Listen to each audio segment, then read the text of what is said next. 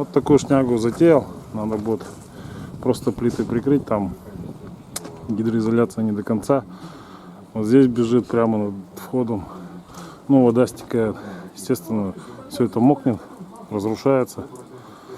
И вот от начала единственное, видите, вот этот переход немножко не в тему.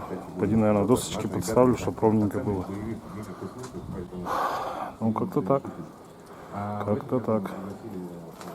Такой вот карнизик.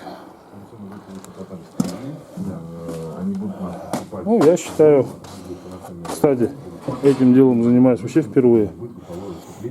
Ролики видел, там колесиками катают, киянками стучат.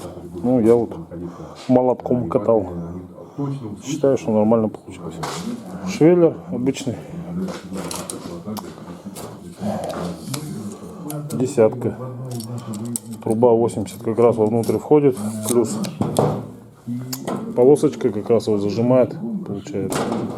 Здесь просто труба 50 на 25. Прижал, откатал, чуть подогнул. Вот такое количество уже.